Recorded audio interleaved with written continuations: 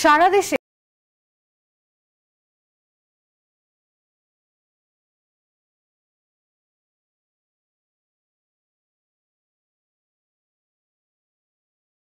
যে দীর্ঘদিন ধরে যারা রাজনীতি করছেন তাদের জন্য এই নির্দেশনা নয়, আওয়ামী লীগ সাধারণ সম্পাদকের হুঁশিয়ারি, ব্যবস্থা নিতে তালিকা করা হচ্ছে।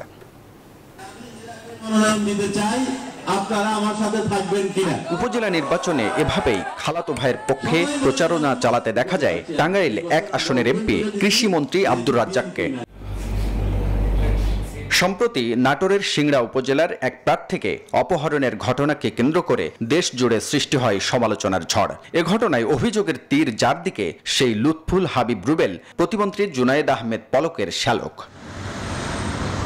সারা দেশে ক্ষমতাসীন দলের সংসদ সদস্য ও মন্ত্রী এমপিদের 1 ডজনেরও বেশি আত্মীয় স্বজন প্রার্থী হওয়ার দৌড়ে রয়েছেন, যার মধ্যে নোয়াখালী 4 আসনের সংসদ সদস্য একরামুল করিমের ছেলে আতাহার ইশরাক, মাদারীপুর 2 আসনের শাহজাহান খানের ছেলে আসিবুর রহমান, প্রতিমন্ত্রী জুনায়েদ আহমেদ পলকের শ্যালক লুৎফুল হাবিব, বগুড়ার এমপি শাহদারা মান্নানের ভাই ও ছোট ছেলে 2 উপজেলা থেকে প্রার্থী হয়েছেন। এছাড়া এমপি জাহিদ মালিকের ফুফাতো ভাই ইস্টাফিল হোসেন, সাবেক মন্ত্রী ও এমপি সমর রেজাউলের ছোট ছেলে আশিক আব্দুল্লাহ হয়েছেন প্রার্থী। সব মিলিয়ে সারা দেশে এরকম প্রার্থী হয়েছেন প্রায় অর্ধশত।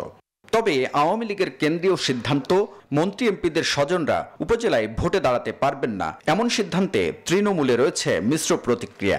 বিকাশে কম খরচে ক্যাশ আউটের লিমিট বেড়ে 50,000, প্রিয় এজেন্টও 2টা। আমি এমপির আত্মীয় না, উনি এমপি হওয়ার আগে আমার আত্মীয়, আমাদের পরিবারের কারণে আজকে এই পলাশের এমপি হয়েছে।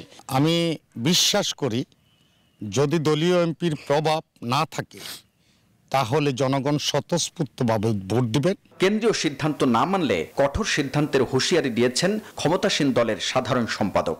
একটা দল, আমি এমপি, আমি মন্ত্রী, আবার আমার ভাই, আবার আমার আরেক ভাই, ছেলে, শ্যালক, এরাও পদ নিয়ে যাবে সব।